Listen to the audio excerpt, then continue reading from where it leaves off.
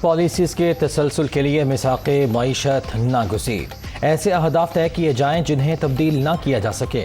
سیاسی استحکام کے بغیر معاشی استحکام ناممکن، حکومت کے پاس 1 سال 3 ماہ کا وقت ہے، لانگ ٹرم پالیسیز نہیں بنا سکتے۔ صوبوں سے مل کر جامع معاشی پلان بنائیں گے، برآمدات میں اضافے کی مؤثر حکمت عملی کے تحت ملک کی ترقی یقینی بنائی جا سکتی ہے۔ وزیر اعظم کا بزنس کانفرنس سے خطاب، شرکاء کی تجاویز کا خیر مقدم۔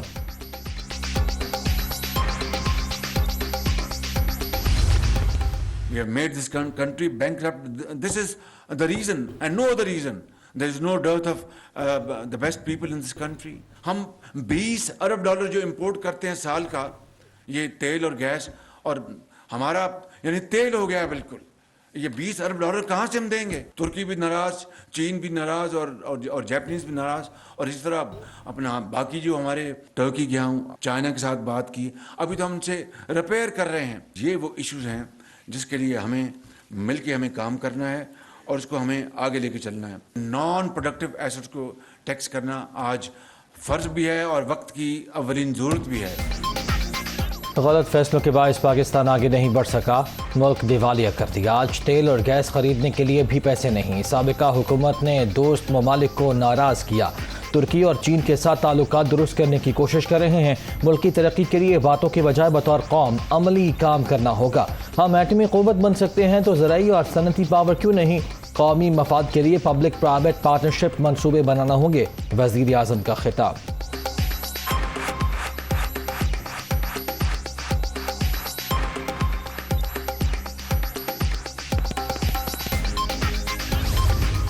پچھلے 4 سالوں میں 2 کروڑ لوگ جو تھے وہ خط غربت کے نیچے چلے گئے، اور وہ اس لیے چلے گئے 6 لاکھ لوگ جو تھے آپ کے وہ ان امپلائڈ کر دیے گئے۔ لیاقت علی خان سے لے کر اتنے وزرائے اعظم آئے، سب نے 71 سالوں میں جو لون لیا وہ 24,952.9 ارب روپے کا تھا۔ 25,000 ارب روپے کہہ دیجئے۔ صرف 4.25 سال میں عمران خان نے 20,000 ارب روپے کا لون لیا۔ میں شوکت ترین صاحب کے معاہدے پہ، عمران خان صاحب کے معاہدے پہ چلتا تو یا تو نوکری سے نکالا جاتا، یا اگر میں چلتا تو اس وقت 300 روپے کا پیٹرول اور ڈیزل ہوتا۔ گزرے 4 برس میں 2 کروڑ افراد خط غربت سے نیچے چلے گئے۔ عمران خان کے معاہدے پر عمل کرتے تو آج پیٹرول 300 روپے لیٹر ہوتا۔ معاشی اصلاحات کے لیے تمام شعبوں کو ساتھ لے کر چلیں گے، وزیر خزانہ مفتاح اسماعیل کا بزنس کانفرنس سے خطاب، مزید مشکل فیصلوں کا اندیا۔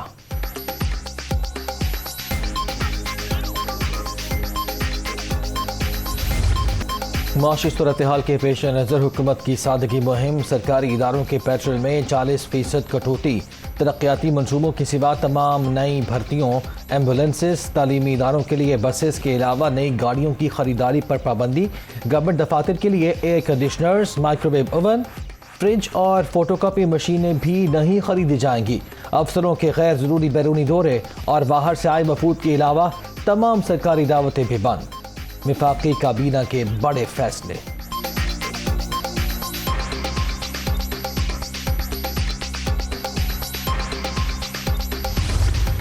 6 سے 15 جون تک 3.5 گھنٹے لوڈ شیڈنگ کی جائے گی۔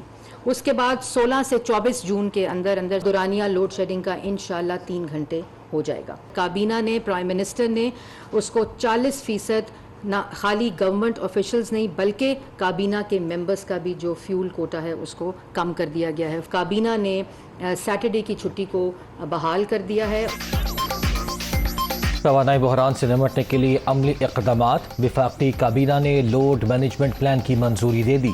سرکاری دفاتر میں ہفتے کی چھٹی بحال، جمعے کے روز ورک فرام ہوم کی تجویز پر کمیٹی قائم۔ مارکیٹوں کی جلد بندش کا فیصلہ بھی کمیٹی کرے گی۔ ڈیزل کی کھپت کم کرنے کے لیے کسانوں کو ٹریکٹرز کے بہتر استعمال کی تربیت دی جائے گی۔ توانائی کی بچت سے متعلق خصوصی آگاہی مہم بھی چلائی جائے گی۔ وزیر اطلاعات مریم اورنگزیب کی بریفنگ۔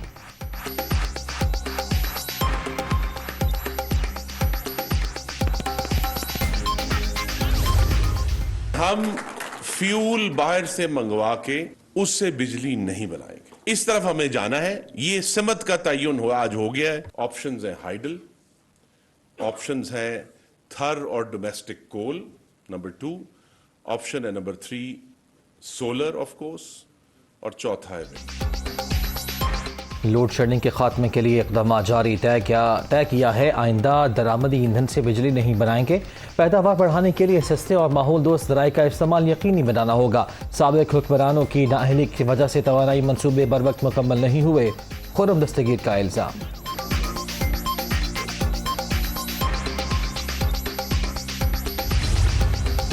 پیٹرولیم مصنوعات کی قیمتوں میں اضافے کی افواہیں بے بنیاد، حکومت نے ایسا کوئی فیصلہ نہیں کیا، مریم اورنگزیب کا ٹویٹ۔ فی الحال پیٹرول مہنگا کرنے کی کوئی سمری یا منصوبہ زیر غور نہیں، مفتاح اسماعیل کی وضاحت۔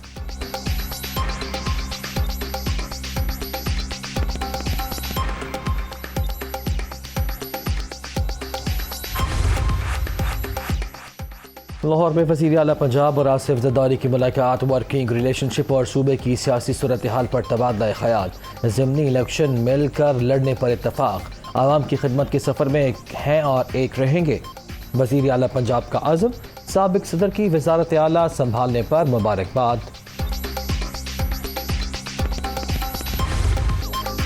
ہمارے دور میں ملک ترقی کر رہا تھا، امپورٹڈ حکومت نے عوام کا جینا دو بھر کر دیا، مہنگائی تاریخ کی بلند ترین سطح پر پہنچ گئی، عالمی ادارے پاکستان کی معیشت کو منفی قرار دے رہے ہیں، ملزم ہی قاضی بن جائے، یہ کیسے ہو سکتا ہے؟ ان کی کوشش ہے کہ مجھے جیل میں بند کر دیں، کارکن تیار رہیں، حقیقی آزادی کی تحریک سے پیچھے نہیں ہٹیں گے، عمران خان کا اسلام آباد میں خطاب۔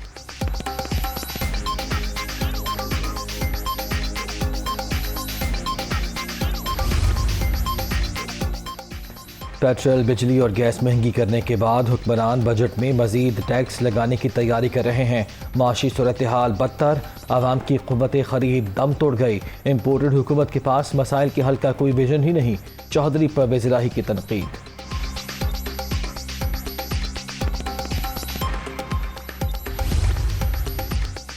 پی T I inter party election کے انعقاد کی تیاریاں مکمل، انتخابات 8 جون کو ہوں گے، چیئرمین سمیت مرکزی اور صوبائی گورننگ باڈیز کا چناؤ ہوگا۔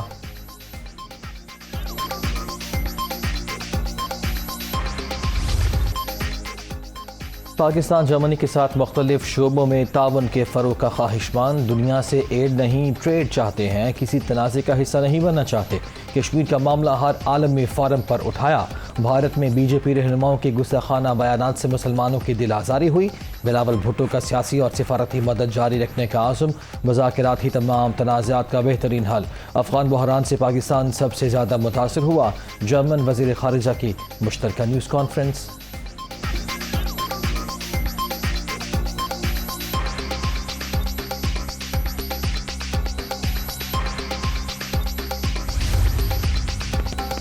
پاکستان کے دورے پر آئے جرمن وزیر خارجہ کورونا وائرس کا شکار، ٹیسٹ پازیٹیو آ گیا، انالینا بیئربوک کی باقی ملاقاتیں منسوخ کر دی گئیں، بلاول بھٹو زرداری نے بھی خود کو قرنطینہ کر لیا۔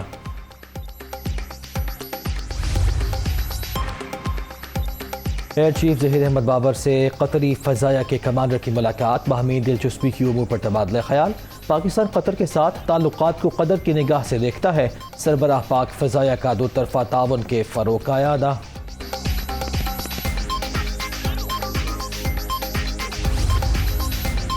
دعا زہرا کی عمر 16 سے 17 سال کے درمیان ہے، ٹیسٹ کے بعد تعین کر لیا گیا، میڈیکل رپورٹ دنیا نیوز نے حاصل کر لی، پسند کی شادی کرنے والے جوڑے کو آج سندھ ہائی کورٹ میں پیش کیا جائے گا۔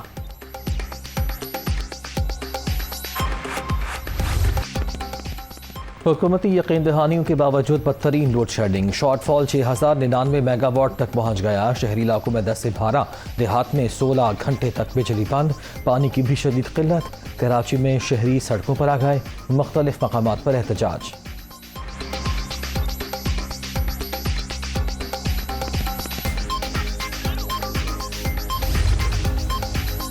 محافظ ہی مجرم بن گئے، کراچی میں سی ٹی ڈی کا افسر جرائم میں ملوث، شعیب قریشی پر شہریوں کو اغوا کرنے کا الزام، بلاول کالونی میں چھاپا، 2 افراد کو پکڑنے کے بعد مبینہ طور پر 2,70,000 روپے رشوت لے کر چھوڑا گیا، ڈی آئی جی نے انکوائری کا حکم دے دیا۔